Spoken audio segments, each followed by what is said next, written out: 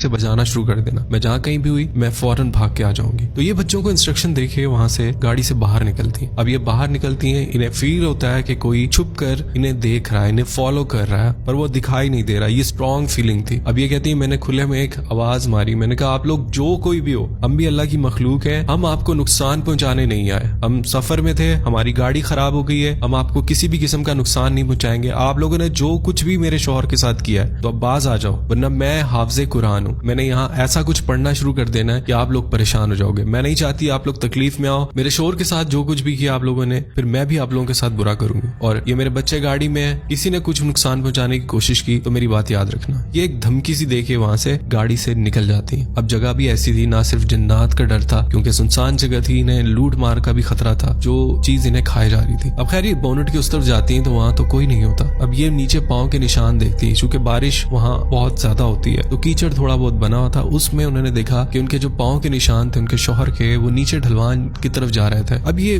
उस ढलवान की तरफ चलने लग गई। थोड़ा से निशान थे, उसके बाद बस उन्हें एक सिमत मिल गई कि बस ये गए इस तरफ है। अब वो उसी तरफ जंगल में नीचे की तरफ उतरना शुरू हो गई। जब ये नीचे जाती हैं काफी दूर अंधेरे में इन्हें एक टॉर्च दिखाई देती है, जैसे कोई टॉर्च ऐसे ऐसे मूव कर रहा हो जंगल में। अब ये उस टॉर्च को फॉलो करने लगती हैं। ये कहती हैं जरूर मेरे शौहर है और उनके साथ ऐसा कुछ हो चुका है, ये मुझे अपनी तरफ बुलाने का इशारा कर रहे हैं। खैर ये उन्हें फॉलो करते करते उस तरफ चलने लगती हैं। अब ये उस तरफ चल रही हैं, पीछे से इन्हें गाड़ी की आवाज आती है। गाड़ी का सिक्योरिटी अलार्म बजना शुरू हो जाता है, बच्चों की चीखों की आवाज और गाड़ी का हॉर्न बजने लगता है। बच्चे पीछे चीख रहे हैं, अब आगे शौहर है। ये एक अजीब कश्मकश में फंस जाती है। बहरहाल ये अपनी स्पीड बढ़ा देती हैं, उस लाइट को फॉलो करने लगती हैं। वहां जाती हैं तो देखती हैं कि शौहर जमीन पे गिरे पड़े हैं। अब वो जो जगह थी वो ढलवान थी। ये उनसे पूछती तुम्हारे साथ क्या हुआ? तो कहते हैं कि मैं यहाँ से फिसल गया, गाड़ी हीटअप हो गई थी, मुझे पानी चाहिए था, तो मैंने सोचा मैं आसपास देखूं कहीं से मुझे पानी मिल जाए। मुझे पानी तो कहीं से नहीं मिला, लेकिन ये ढलवान से मैं फिसल गया और मुझे ऐसा लगा जैसे किसी ने मुझे यहाँ से धक्का दिया और उसके बाद मैं यहाँ नीचे गिरा हूँ। कहते हैं उनके स्पाइनल में बहुत बुरी तरह चोटें आई हुई थी और उनको मैंने कैसे तैसे सहारा दिया, उठाया और मैं गाड़ी की तरफ बढ़ने लगी। अब गाड़ी में चीखम पुकार मची, उधर गाड़ी का हॉर्न बज रहा है। मैंने अपने शौहर से कहा हिम्मत करें, बच्चे वहां अकेले, हम जल्द से जल्द गाड़ी तक पहुंचे। खैर इन्होंने भी हिम्मत की और ये लोग जब गाड़ी तक पहुंचे, अब जब